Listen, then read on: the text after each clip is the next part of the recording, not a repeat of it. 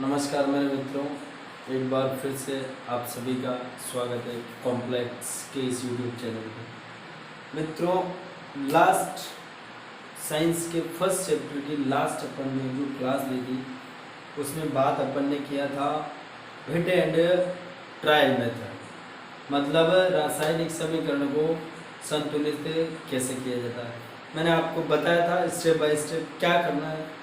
Starting में equation लिखी हुई होगी, उससे क्या करना है, सर्कल बनाना है। अब सर्कल के अंदर छेड़छाड़ नहीं करनी। फिर क्या करना है, सर्कल बनाने के बाद सबसे ज़्यादा जो अणु है वो लीजिए, लेफ्ट हैंड या राइट हैंड किसी में से भी जो सबसे ज़्यादा है उसको लीजिए।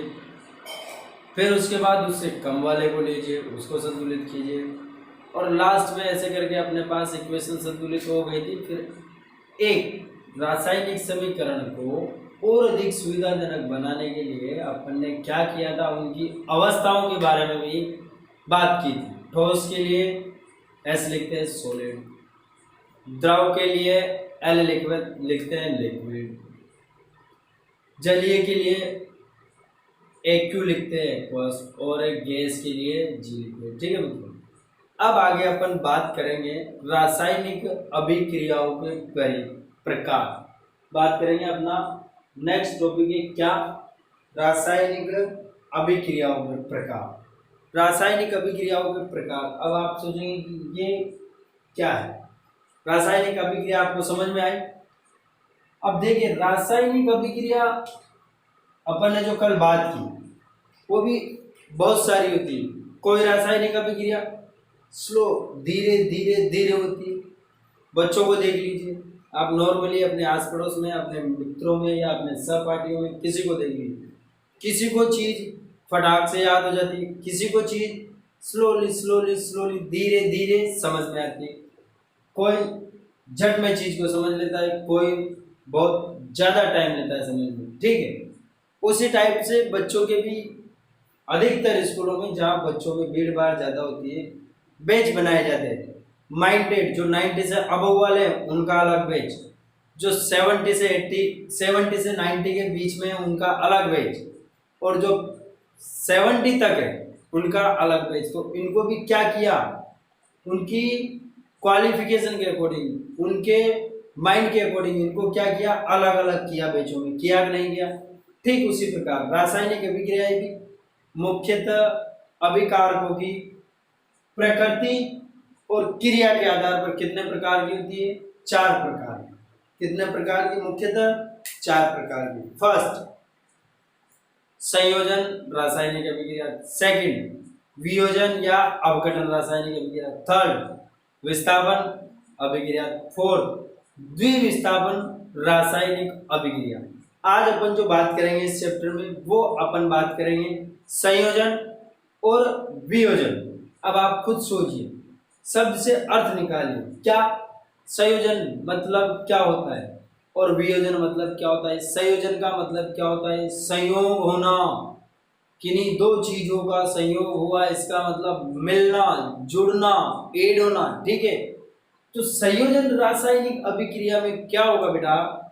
इसमें ये होगा कि दो पदार्थ बोले तो अभिकारक मिलकर एक नया पदार्थ मतलब उत्पाद का निर्माण करेंगे। क्या कहा हमने कहा बेटा कि कोई भी दो अभिकारक मिलकर, किस रासायनिक अभिक्रिया की बात कर रहे हैं अपन? संयोजन रासायनिक अभिक्रिया की। कोई भी दो अभिकारक मिलकर एक उत्पाद का निर्माण करते हैं, उसे क्या कहेंगे? संयोजन रासायनिक अभिक्रिया।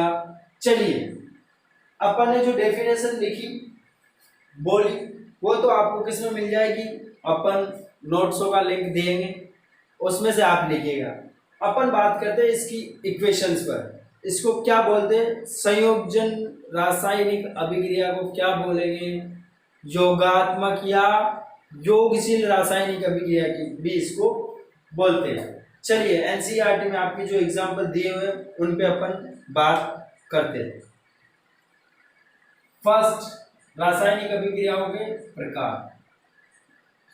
क्या पढ़ रहे हैं बेटा अपन?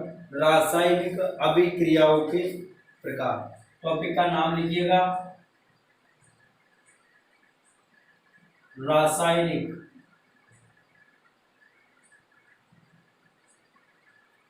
अभिक्रियाओं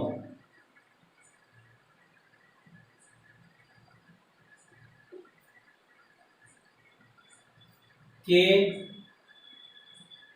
प्रकार। ठीक है बेटा, क्या टॉपिक है अपना? रासायनिक अभिक्रियाओं के प्रकार। किस टाइप से अभिकारकों की प्रकृति और क्रिया उस पर क्या करती है निर्भर, अभिकारकों की क्रियाओं और प्रकृति पर निर्भर। अब आप कह सकते हैं कि सर अभिकारक पे ही क्यों डिपेंड करती है, उत्पाद पे क्यों नहीं करती है?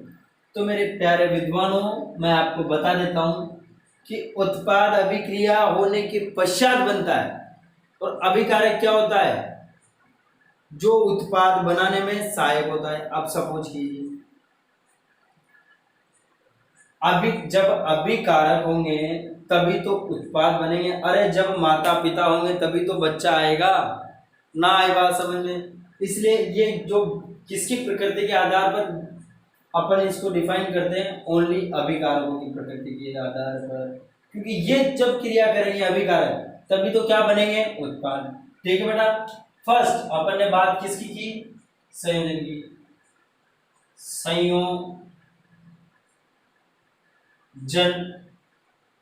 संयोजन अभिक्रिया, रासायनिक लिखो मत लिखो, कोई करनी है, संयोजन अभिक्रिया। ठीक है बेटा, इसकी अपन बात करें, किसकी? संयोजन अभिक्रिया। अब मैंने क्या कहा कि इस रासायनिक अभिक्रिया में, कौन सी में? संयोजन में। इस रासायनिक अभिक्रिया में दो या दो से अधिक अभिकारक मिलकर संयोग करके क्या बनाएंगे? एक उत्पाद बनाएंगे। इसे ही क्या कहेंगे? संयोजन रासायनिक अभिक्रिया। चलिए एनसीईआरटी का एग्जांपल लेते हैं। कैल्शियम ऑक्साइड यानी बिना बुझा हुआ चूना। कैल्शियम ऑक्साइड कौन सी स्टेट होती है इसकी? सॉलिड। बिना बुझा हुआ चूना, इसकी क्या करवाइए आप? जल के साथ अभिक्रिया करवाइए। क्या होता है? लिक्विड H2O के साथ आप अभिक्रिया करवाएंगे तो क्या बनेगा? Calcium oxide. यानी क्या है ये है बिना बुझा हुआ चूना। शायद शहर के अंग्रेज लोगों को शायद ही पता हो कि ये क्या होता है, परंतु मेरे गांव के जितने भी मित्र हैं उनको ये याद होगा। अभी तो शायद नहीं आती है। पहले जब कलनी पोता करते थे घरों पर, वो किसकी होती थी? यही जो घरों पर सफेद पेंट किया जाता है वो यही होता है। ये सॉलिड होता है। फिर आपने देखा होगा उसमें जल मिलाया जाता है और उसको घोला जाता है। जल मिलाते हैं तो उसमें बुलबुले भी उठते हैं, देखा होगा आप लोगों ने, अधिकतर लोगों ने देखा होगा। मैं हर इंसान की बात नहीं कर रहा, हर स्टूडेंट की बात नहीं कर रहा कि हर ने देखा हो, बट मोस्टली जिन्होंने जो गांव से बिलोंग करते हैं उन्होंने देखा होगा। एक कली की थैली होती है जिसको क्या बोलते हैं नॉर्मल लैंग्वेज में? कली। उसको खोल के एक बाल्टी में डाल के जब ऊपर से पानी डाला जाता है तो उसका पेस्ट बनता है। पिलाते उस पेस्ट में से वाष्प निकलती है और पेस्ट बनता है। तो जब इन दोनों को मिलाएंगे, ये क्या है बेटा? इसका नाम लिखिए आप, बिना बुझा हुआ। क्या है ये? चूना। लगाना मत किसी को। क्या? चूना। ये क्या है बेटा? बिना बुझा हुआ चूना। अब क्या किया अपन ने इसमें जल को मिला दिया। जल को मिलाते क्या होगा? जैसे ही आप इसमें जल डालोगे इसमें से गुब्बारे उठेंगे और क्या हो जाएगा? बुझा हुआ चूना मतलब बुझ गया। अरे आग में पानी डाल दिया तो इसका मतलब क्या है? बुझ गया। तो ये क्या बन जाता है?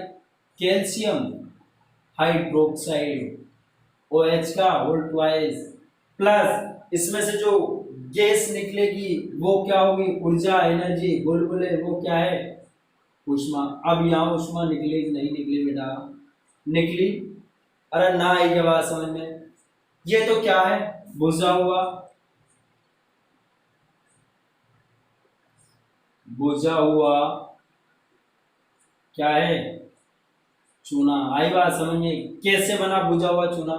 कैल्शियम ऑक्साइड लिया, उसकी जल के साथ अभिक्रिया करवाई, तो क्या हुआ, कैल्शियम हाइड्रोक्साइड बना, मतलब बुझा हुआ चूना बना और उष्मा निष्कासित हुई। ये क्या है, एक्वस फॉर्म में, ठीक है। ये आई नहीं आई बात समझ में? अब समझाते हैं आपको ये संयोजन ही क्यों है। देखिए अपन ने बात क्या की थी, एक ऐसी रासायनिक अभिक्रिया जिसमें दो या दो से अधिक अभिकारक, अरे एरो के लेफ्ट हैंड वाला अभिकारक, एरो के राइट हैंड वाला उत्पाद, तो ये अभिकारक है कि नहीं है, ठीक है। दो या दो से अधिक, यहाँ कितने हैं, दो, मिलकर ये दोनों सहयोग कर रहे हैं, क्या बना रहे हैं, एक नए उत्पाद का निर्माण करते हैं। यानी क्या है ये, उत्पाद है कि नहीं है, तो रासायनिक अभिक्रिया कौन सी हो गई, संयोजन। अब देखिए बेटा, इसमें ऊष्मा का अपन ने बात किया, हीट का अपन ने इस इक्वेशन में बात किया, तो ऊष्मा निष्कासन या ताप के आधार पर ये रासायनिक अभिक्रिया भी कितने प्रकार की होती है, संयोजन की दो प्रकार की होती है। कौन कौन सी, एक तो होती है ऊष्मा शोषी और दूसरी होती है ऊष्मा छेपी। ऊष्मा शोषी और ऊष्मा छेपी। बात करते हैं अपन ऊष्मा शोषी रासायनिक अभिक्रिया। एक ऐसी रासायनिक अभिक्रिया जिसमें ऊष्मा क्या की जाएगी, ग्रहण की जाएगी। देखिए समझते हैं, सेकंड वे से समझते हैं। जो गरीब हैं, जिसके पास पैसे नहीं है, वो क्या करेगा, पैसे ग्रहण करेगा, पैसे ग्रहण करेगा। इसका मतलब यहाँ जो साइन आएगा वो गरीब के पास क्या आएगा, माइनस। और जो अमीर है वो तो पैसे डोनेट करेगा, देने की क्षमता रखेगा, तो यहाँ क्या आएगा उसके पास, प्लस। जिसके पास ज्यादा पैसे है उसके पास प्लस, जिसके पास नहीं है तो वो क्या करेगा, माइनस, यानी दूसरे से लेगा। तो ऊष्मा शोषी में तो क्या होगा बेटा, ऊष्मा शोषी में क्या कर रहा है, ऊष्मा को ग्रहण कर रहा है, तो क्या होगा, ऊष्मा माइनस में आएगा। और ऊष्मा छेपी में क्या होगा, एक ऐसी रासायनिक अभिक्रिया या संयोजन, एक ऐसी संयोजन रासायनिक अभिक्रिया जिसमें ऊष्मा उत्पन्न होती हो या ऊष्मा का त्याग होता हो, वो कौन सी होगी, ऊष्मा छेपी। अरे ना ये बात समझ में? अपन ने बात की संयोजन रासायनिक अभिक्रिया, इसमें अपन ने फर्स्ट बात की किसकी, ऊष्मा शोषी, ठीक है बेटा। कितने टाइप होते हैं इसके, दो, एक ऊष्मा शोषी और एक ऊष्मा छेपी। ऊष्मा छेपी, अब देखिए नाम से पता चल रहा है ऊष्मा शोषी, इसका मतलब यह है कि अवशोषण करेगा, किसका, ऊर्जा का, ऊष्मा का, ठीक है। ऊष्मा छेपी मतलब उत्सर्जन करेगा, किसका, ऊर्जा का, ठीक है। आई कि नहीं आई बात समझ में? चलिए एनसीईआरटी के एग्जाम्पल लेके अपन इन चीजों को समझते हैं।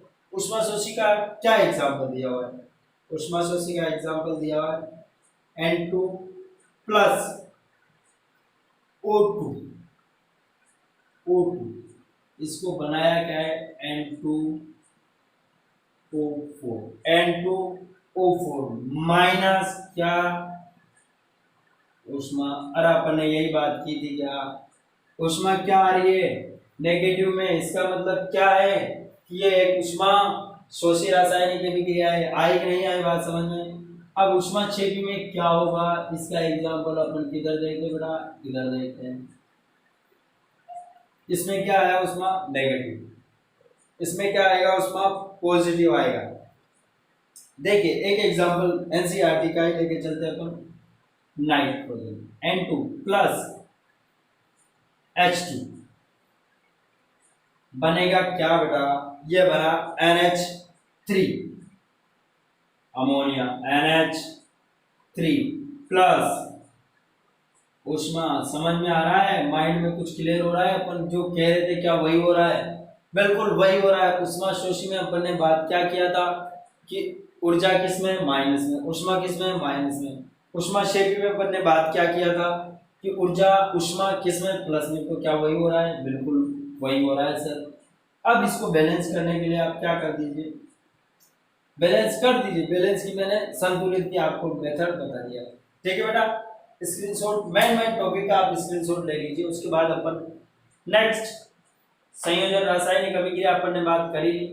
अब बात करेंगे अपन सेकंड, कौन सी? सेकंड अपन ने कौन सी बताई थी अभी? वियोजन या अपघटन रासायनिक अभिक्रिया। अब जैसा नाम वैसा काम, ठीक है। पहले क्या था? संयोजन मतलब संयोग हो रहा था, यानी जुड़ रही थी। अभिकारक जुड़ के क्या बना रहे थे? एक उत्पाद। अब क्या नाम है? वियोजन। वियोजन इसका मतलब वियोग होना, विरह वियोग। मेरी प्रेमिका से मेरा विरह वियोग चल रहा है, समझते हो इसका मतलब? वियोग क्या होता है? अलग अलग हो जाना। क्या हो जाना बेटा? अलग अलग हो जाना। इस अभिक्रिया में क्या होगा? इस अभिक्रिया में होगा मित्रों, एक कोई भी एक अभिकारक होगा, ठीक है। क्या होगा? अभिकारक। जो भी बात होगी अभिकारक की होगी, क्योंकि रासायनिक अभिक्रिया संपन्न होगी किससे? अभिकारक से होगी। इसका मतलब अपन बात किसकी करेंगे? ओनली अभिकारक की। कौन सी इक्वेशन? वियोजन। वियोजन या क्या? सेकंड नाम क्या है इसका बेटा? अपघटन।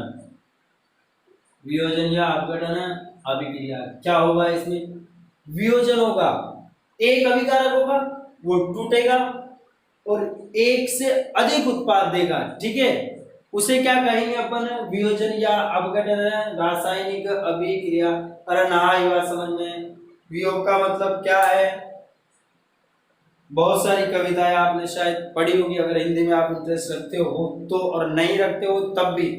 विरह वियोग, ये शब्द आपने सुने ही होंगे, कहीं ना कहीं तो सुने होंगे, सोशल मीडिया से सुने होंगे। तो वियोग का मतलब होता है बेटा अलग होना। तो इसमें क्या होगा? एक अभिकारक टूट के एक से अधिक उत्पाद बनाएगा। आए कि नहीं आए बात समझिए। चलिए एनसीईआरटी का अपन एग्जाम्पल लेते हैं।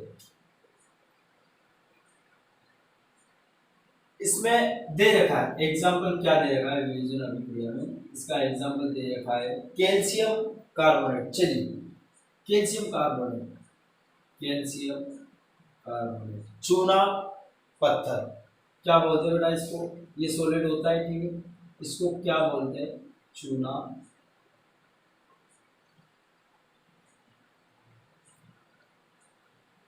देखिए ये बनता कैसे? चलिए ये आ ही गया है तो इसकी बात कर ही लेते हैं आज।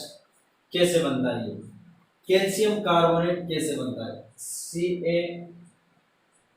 CaOH का वोल्टवाइज, इसी का नाम सुना होगा। और अभी अभी जस्ट अपन ने बात की नहीं की, बुझा हुआ चूना, कैल्शियम हाइड्रोक्साइड। जब ये वायुमंडल में, जब अपन दीवारों पे कलर करते हैं, कौन सा? व्हाइट, तो वायुमंडल में उपस्थित CO2 से अभिक्रिया करके क्या बनाता है? कैल्शियम कार्बोनेट और एक चूना पत्थर का निर्माण कर लेता है, ठीक है। ये इससे बनता है, किससे? कैल्शियम हाइड्रोक्साइड, ठीक है। ये क्या है अपना? एरो के लेफ्ट हैंड वाला। लेफ्ट हैंड में जो होगा क्या?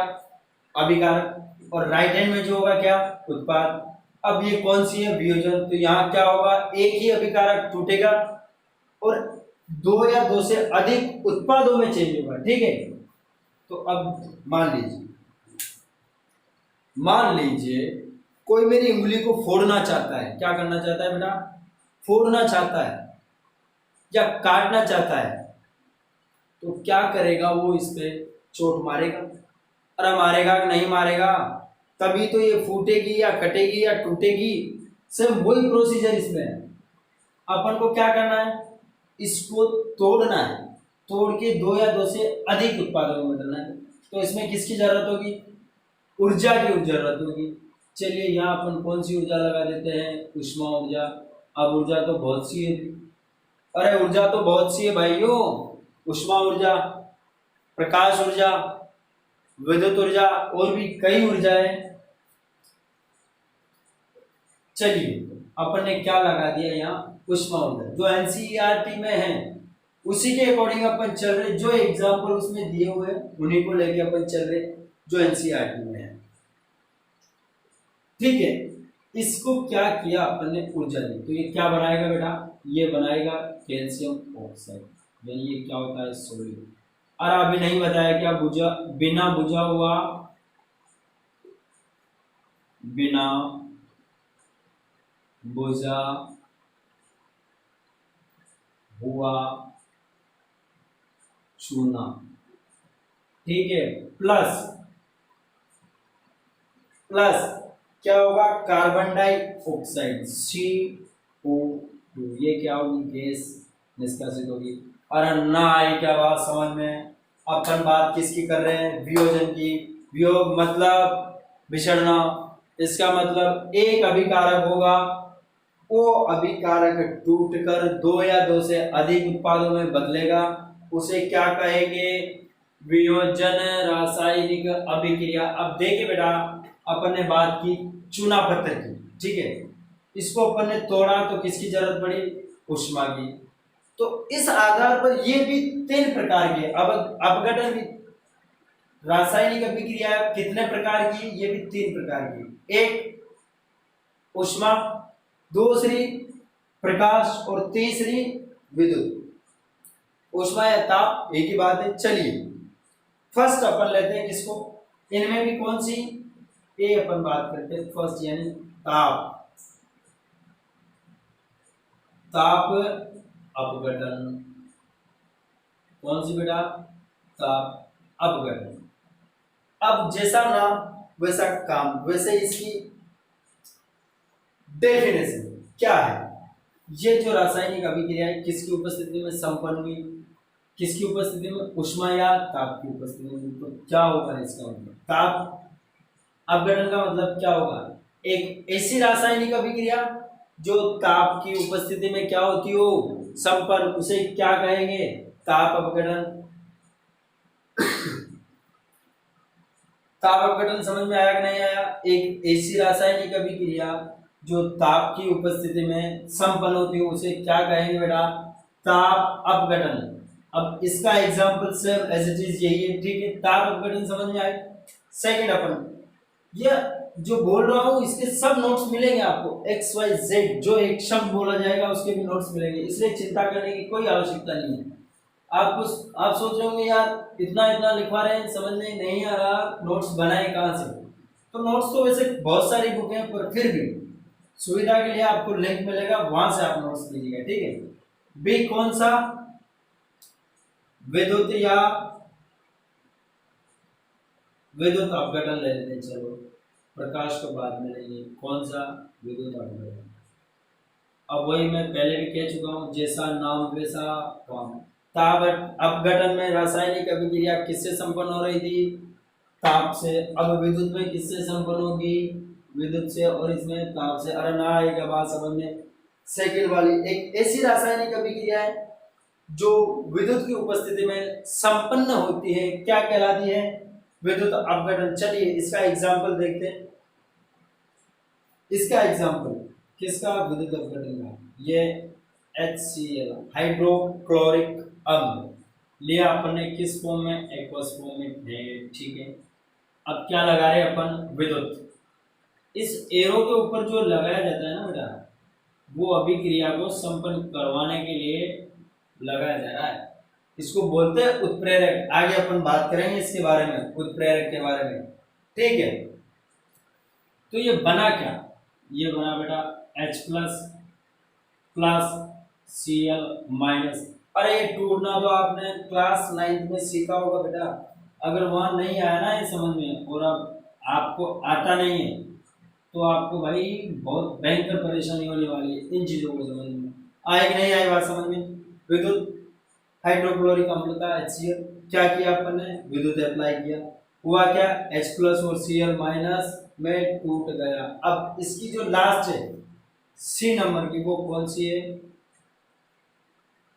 प्रकाश लाइट अपघटन अभिक्रिया। कौन सी, प्रकाश अपघटन अभिक्रिया। अब इसमें भी सेम वही है बेटा, क्या, एक ऐसी रासायनिक अभिक्रिया जो प्रकाश की उपस्थिति में संपन्न होती है, क्या कहलाती है, प्रकाश अपघटन रासायनिक अभिक्रिया। चलिए इसी का अपन एग्जांपल लेते हैं, कौन सी का, प्रकाश का। क्या दिया हुआ है, 2HCl, 2HCl किस फॉर्म में है, ये लिक्विड फॉर्म में। क्या लगा रहे हैं अपन, क्या आरोपित कर रहे हैं, लाइट यानी प्रकाश आरोपित कर रहे हैं। बना क्या, hydrogen H2 plus chlorine H2 plus Cl2। अरे किस फॉर्म में बना दोनों, एक तो बना अपना, एक क्या सॉरी दोनों, ये तो कौन सी, हाइड्रोजन गैस बनेगी, और ये बनेगी कौन सी, क्लोरीन गैस। आई नहीं आई बात समझ लो मित्रों, क्लियर मैं आपको कर देता हूँ। अपन ने स्टार्ट क्या किया है टॉपिक, रासायनिक अभिक्रियाओं के प्रकार। अब रासायनिक अभिक्रियाओं के प्रकार किसके अकॉर्डिंग बात करते हैं, ये बात करते हैं अपन अभिकारकों की प्रकृति और उनकी क्रियाशीलता के आधार पर। कितने प्रकार की होती है, मुख्यतः 4 प्रकार।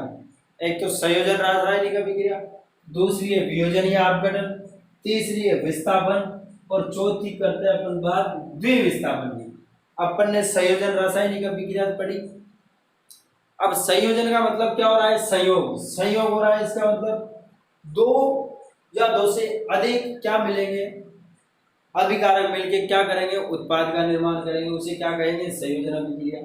अब इसमें भी क्या होता है, अपन ने बिना बुझा हुआ चूना जल में मिलाया, बुझा हुआ चूना बना, कैल्शियम हाइड्रोक्साइड, और क्या निकली, उष्मा। तो इस उष्मा के आधार पर भी इनको कितनी टाइप से बांटा गया है, इनको 2 टाइप से, उष्मा क्षेपी और उष्मा शोषी। जिसमें उष्मा का अवशोषण होगा वो क्या, उष्मा शोषी, और जिसमें उत्सर्जन होगा वो क्या, उष्मा क्षेपी। ठीक है बेटा। इसके बाद अपन ने बात की वियोजन या अपघटन रासायनिक अभिक्रिया को। अब वियोजन, वियोग का मतलब बिछुड़ना, टूटना, ब्रेक होना।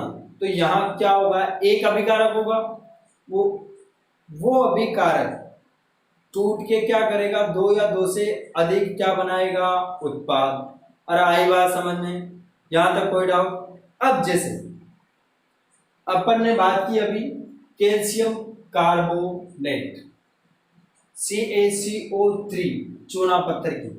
अब इसको तोड़ने के लिए क्या जरूरत पड़ी, अपन को उष्मा की जरूरत पड़ी, ताप की जरूरत पड़ी। तो इस आधार पर भी वियोजन या अपघटन अभिक्रियाओं को कितने टाइप में बांटा गया है, 3। एक तो ताप अपघटन, एक विद्युत अपघटन, और एक है प्रकाश अपघटन। ताप अपघटन क्या होगी, जो रासायनिक अभिक्रिया या जो वियोजन अभिक्रिया किससे संपन्न होगी, ताप की उपस्थिति में।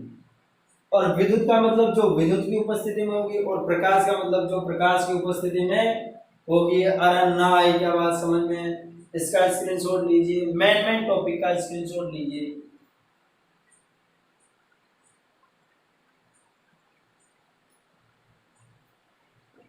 ठीक है। चलिए अपघटन, प्रकाश अपघटन का एक अपन और एग्जांपल लेते हैं जो एनसीईआरटी में दिया हुआ है। कौन सी का बेटा, प्रकाश अपघटन का एक और example, silver chloride, bromide, iodide. तो अपन बात करते हैं सिल्वर क्लोराइड का क्या करवा रहे हैं अपन, प्रकाश अपघटन। सिल्वर क्लोराइड क्या, AgCl2 किस फॉर्म में होगा, सोडियम। क्या कर रहे हैं अपन, प्रकाश अप्लाई कर रहे हैं। क्या कर रहे हैं बेटा, प्रकाश अप्लाई। ये होता है उत्प्रेरक, क्रियाशीलता को बढ़ाता है, अभिकारक की। ठीक है। नेक्स्ट चैप्टर में अपन बात करेंगे ये रोगों पर क्या होता है, क्यों लगाया जाता है, क्यों नहीं लगाया जाता, अगले चैप्टर में आएंगे। ठीक है। क्या होगा, सिल्वर क्लोराइड पर जब प्रकाश की उपस्थिति में सिल्वर क्लोराइड पर प्रकाश आरोपित किया जाएगा तो होगा क्या, एक तो सिल्वर, चांदी बहुत महंगी चल रही है इन दिनों में, बहुत ही जबरदस्त, 75,000 अबव। मेरी लाइफ में मैंने फर्स्ट टाइम इतना चांदी का भाव देखा बेटा, 75 तक अभी तक नहीं देखा था। ठीक है। ये बहुत जबरदस्त सर्दी। प्लस Cl2 किस फॉर्म में, गैस फॉर्म में। आई बात समझ में। ये एग्जांपल आपकी NCERT में दिया हुआ है, इस वजह से आपको करवाया गया है। इसका मतलब इसको याद रखना है, याद तो सभी को रखना है, बाकी जो NCERT में क्लियरली दी हुई है चीज़ें उनको थोड़ा ज़्यादा ध्यान में रखिएगा, क्योंकि टिपक जाता है, पता नहीं कहाँ से टिपक जाए, इसलिए अपन को पढ़ना तो क्या है, सभी पढ़ना है। मान लीजिए आपने पूरा चैप्टर पढ़ा और यही नहीं पढ़ी, और सपोज करो आपके क्रम में फोड़े लिखो तो मिलेंगे कहाँ से आपको पकौड़े, तो होगा क्या, यही आ जाएगी जो आप पढ़ के नहीं गए। इसलिए मित्रों आपको पढ़ना सब है, पूरा चैप्टर छोड़ दो उसका कोई गम नहीं, पर चैप्टर पढ़ा और उसमें से एक आध टॉपिक छोड़ दिया उसका बहुत मलाल रहता है जिंदगी में। शायद आपके साथ नहीं हुआ हो, बट मेरे साथ बहुत से टाइम ऐसा हुआ है। सोचते थे यार इतना ही पढ़ लिया, इसमें से क्या आएगा, साला वही निपकता था एग्जाम में जो नहीं पढ़ते थे। इस वजह से ये ध्यान रखिए, अपन चाहे पूरा चैप्टर छोड़ दे कोई दिक्कत नहीं, बाकी चैप्टर में से टॉपिक छोड़ना ही नहीं है। ठीक है बेटा, चलिए इसके बाद अपन बात करेंगे, क्या कितनी बात कर ली अपन ने, दो अभिक्रियाओं में, संयोजन और वियोजन। अब बची अपने विस्थापन और द्विविस्थापन, इसके बाद संसारण, ये नॉर्मल चीजें। इसका मतलब ये है कि अपना ये चैप्टर मुझे जहाँ तक उम्मीद है 2 लेक्चर में, 2 क्लास में, 2 वीडियो में फिनिश हो जाएंगे। ठीक है बेटा, तब तक के लिए जय हिंद।